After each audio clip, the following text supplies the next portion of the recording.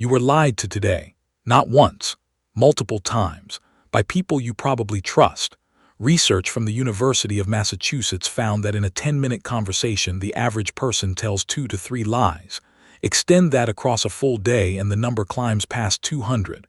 Not all of them malicious. Some of them social, some of them protective, but they were lies. And the overwhelming majority of them passed right through your awareness without a single alarm going off. The human brain, it turns out, is not naturally good at detecting deception. We like to think we are. We feel certain that we would know if someone close to us was lying. Studies put human lie detection accuracy at roughly 54%, barely better than guessing. But here is what changes that number dramatically. Training. Specifically, the kind of behavioral training developed by FBI interrogators, military intelligence professionals, and forensic psychologists who spend their careers in rooms with people who have very serious reasons to lie very convincingly. What they discovered is that deception is not primarily a verbal event. Liars can control their words. They have rehearsed their story. They know what to say. What they cannot fully control is everything happening in their body in the 5 seconds before their brain finishes composing the lie. And that 5-second window is where the truth almost always lives. Today you are going to learn the exact system these professionals use. Not to make you suspicious of everyone around you, but to give you the one skill that changes every conversation you will ever have. The ability to know, with a far greater degree of accuracy than most people ever develop, when the words you are hearing and the reality behind them are not the same thing. The first tool is the baseline trick, and it is the foundation that every other technique in this system depends on. Before you can detect a lie, you need to understand the truth. Not the truth of what is being said, the truth of how this specific person behaves when they are not lying. Everyone has a baseline, a default way of moving, speaking, making eye contact, using their hands, holding their body, filling silence. And that baseline is as individual as a fingerprint. What looks like nervousness in one person is just how they always talk. What looks like shifty eye contact in another person is simply how they have always processed their thoughts. FBI interrogators call this behavioral norming. Before they ever ask a significant question, they spend time asking completely neutral, low-stakes questions they already know the answers to. Where did you grow up? What do you do for work? How did you get here today? And while the subject answers these questions, the interrogator is not listening for content. They are watching. They are recording mentally the baseline, how the person sits when relaxed, whether they naturally make eye contact or naturally look away, whether they use their hands or keep them still, how long their answers are when there is nothing to protect. Because once you have the baseline, any deviation from it becomes meaningful, not automatically evidence of deception, but a signal that something in the internal state of this person has changed. And the question becomes what changed it and why. The second tool is the 5-second rule. And this is where the science becomes genuinely fascinating. In the fraction of a second between hearing a question and beginning to formulate a verbal answer, the body reacts. It cannot help it. This is the autonomic nervous system responding to the stress of deception before the conscious mind has had time to manage the response. What you are watching for in those 5 seconds is not a single dramatic tell.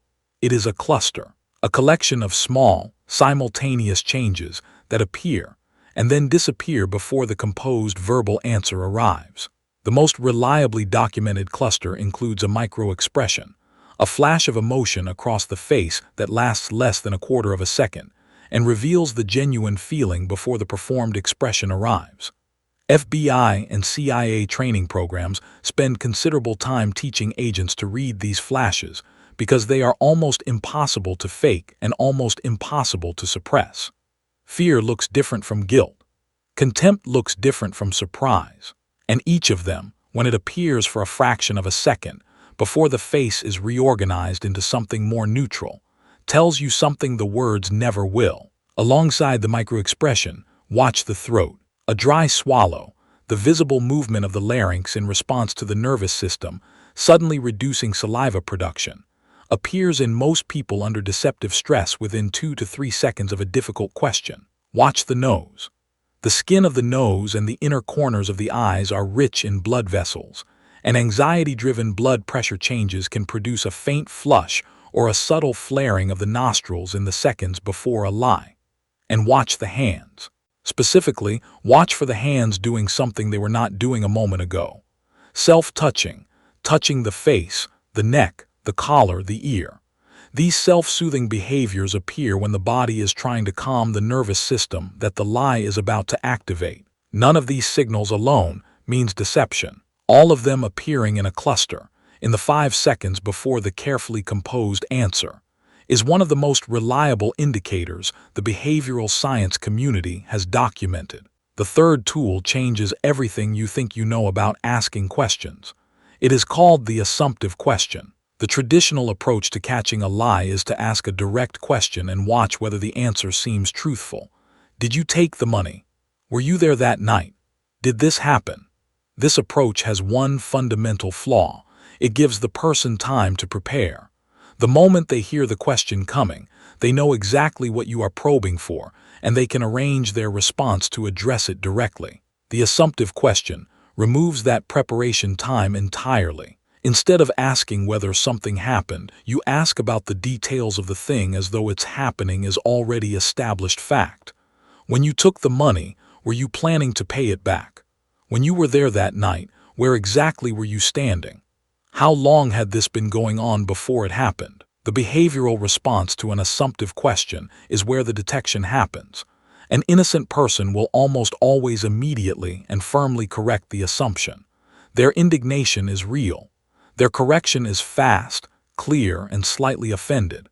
They do not answer the embedded question. They reject the premise with the genuine irritation of someone whose reality has just been mischaracterized. A guilty person does something measurably different. They often begin to answer the embedded question before catching themselves, or they hedge instead of correcting, or they ask a clarifying question to understand how much you already know before deciding how to respond. These are not the responses of someone who was not there.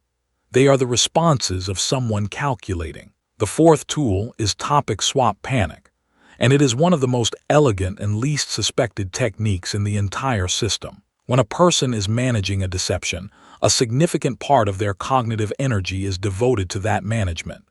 Keeping the story consistent, remembering what they said to whom, staying alert to questions that might expose gaps. This cognitive load is high, and one of the things it makes very difficult is smooth, rapid topic transitions. In a normal conversation with an honest person, you can move from one topic to another and back again without disruption. Their brain is not managing anything. It is just responding. But in a conversation where a lie is active, the sudden shift away from the sensitive topic and then back to it creates a panic response that is often visible and always detectable. Try this, ask your probing question, watch the response. Then mid-conversation shift completely away from it, talk about something entirely neutral. The weather, the weekend, something ordinary. Let the person breathe. Let them think you have moved on. And then, without warning, return to the sensitive topic as though it just came to mind. Oh, one more thing about earlier. The behavioral response to that return, the speed and quality of the recalibration required to re-engage with the managed deception, often reveals the effort of the management in a way that the initial answer carefully concealed. A truth-teller returns to the topic naturally. A person managing a lie returns to it with a fraction of a second of visible recalibration that the relaxed period made impossible to hide. Now here is the truth that sits beneath everything you have just learned. These tools are not about distrust.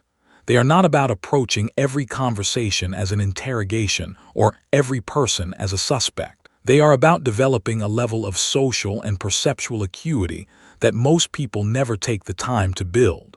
The ability to see not just what is being said, but what is happening underneath what is being said. To notice the body while listening to the words.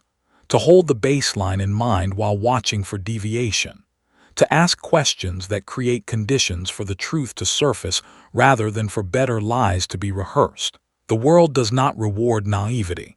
It rewards discernment. And discernment, real behavioral discernment, is not cynicism. It is clarity. It is the quiet, confident ability to walk into any conversation knowing that you are watching on more channels than the person speaking to you realizes. You cannot control what people choose to tell you, but you now have something more powerful than their words. You have the ability to listen to the conversation their body is having, while their mouth is saying something else entirely. And in that gap, the truth has been waiting the whole time.